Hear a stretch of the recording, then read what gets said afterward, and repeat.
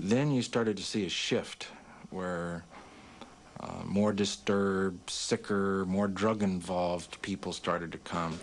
The hallucinogenic drugs like LSD were being replaced by stimulant drugs, speed particularly, that led to compulsion and paranoia, and innocence was giving way to violence. You may recall a song, the lyrics of which were, if you come to San Francisco, you better wear a flower in your hair. By 1967, if you came to San Francisco, you needed to wear a .45 in your belt. It had changed that fast. The kids were still coming from all over the United States with the same set of expectations, but the welcoming committee was very, very different. There was a brand of street theater that was hard to imagine. If we are coming up to the beatnik area, all the stores out in this area, they're taken over by the beatniks, and we see them in all shapes and sizes. I think this one is a girl walking in front of us. She has a hair ribbon, but it's hard to tell. It was a scene where if you grew your hair and talked the talk, you fit in. This was the scene which Charles Manson entered on his release from prison in 1967. When he came out, he initially told me that there was nothing I could do, that that he could go back to prison. He was not afraid of it. He was not going to do parole if parole was going to be onerous. He was clearly an antisocial personality. He was superficial, he was glib, and he was very adaptable. And when I got out, all your children would come to me because they never had anybody to tell them the truth. He sized up people, I think, fairly quickly and fairly accurately. I think that's a skill you learn in prisons. He said, so your father just kicked you out of the house. And that started it. Lynette Squeaky Fromm joined up with Manson early on. It was easy to talk to him. And we talked on a number of levels. His mind intrigued me. Charlie was what he needed to be at any given time. Pat Krenwinkel was another early member of Manson's growing family. I met Charlie when I was living at the beach with my sister, and she came home and said to go down to a friend's house, which I did, and Charlie was there, and he was playing the guitar. And so I was introduced to him there. And that night, we slept together, and I felt really loved by him almost immediately, mostly because I think at that point I was really desperate for someone to care. When we made love, all I remember is just crying and crying to this man. I mean, it was like, because he said, oh, you're beautiful. I couldn't believe that. I just started crying. Manson's family grew to include men. One of them was the young, all-American Texan, Charles Tex Watson. Charlie used sex for, number one, when people would come and he wanted power over them, men, he would offer them whatever women he had. And he had certain women he always put out front, which he called his front street girls. They were the ones that he thought were the most beautiful, the ones that would be the most enticing.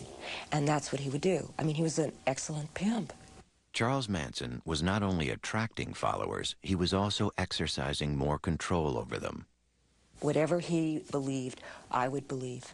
And I would say, and I would spout off. I began to get increasingly uncomfortable with the amount of control and the way in which he used them.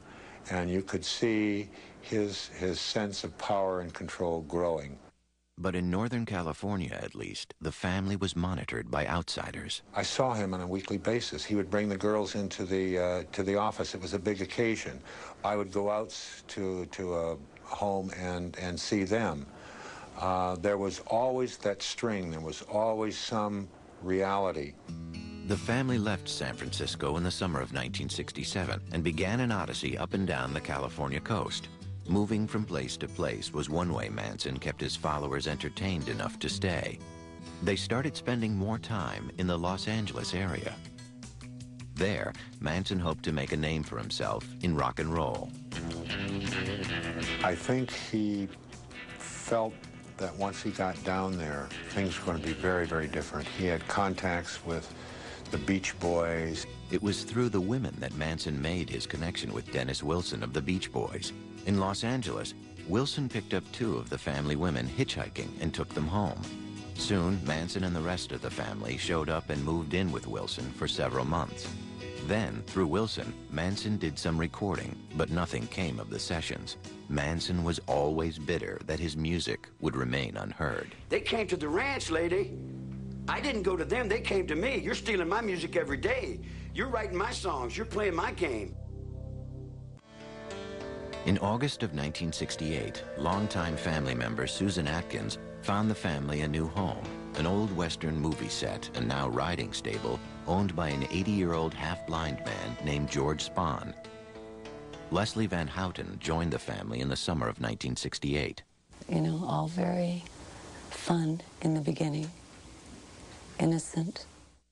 At first, the family reveled in the crumbling movie set and the beautiful countryside around it. They play-acted roles they might have taken in old movies. It was like summer camp, and Charles Manson was head counselor. It was a great place, actually. We could make anything we wanted out of it. It was like having the Our Gang set, you know. You could turn it into anything. The whole idea was to let time disappear. There was no time. We were all living now. Now was the only time. See, at first, the magical mystery tour was that we would be cowboys or gypsies or pirates, and every day it was to wear a different role so that we would get more out of ourselves, and every day was Halloween. Losing oneself, killing old egos, and replacing them with Manson and his very particular view of the world. It was the serious goal of all that play acting that Manson directed. If you wipe away somebody's identity, say society is corrupt, forget about everything you ever learned, but then you substitute your own philosophy. It's like wiping the blackboard clean and then introducing your philosophy, and then you become the absolute leader. Bit by bit, the family became one with Manson. One of his things was to stop you during the day, and he'd put your palms up to his, and then he'd move them in any direction that he could. Or he'd make a series of faces, and then you were supposed to try to keep up with them. And the whole thing was always geared toward just complete mirroring of him. One powerful way that Manson maintained control was through drugs, in particular LSD. Well, we took hundreds of trips together. The acid trips were exercises in total control. With Charlie, he actually did almost like drug programming. I mean, he was the focal point at all times. And what seemed so amazing is that he somehow, because acid is a very powerful drug,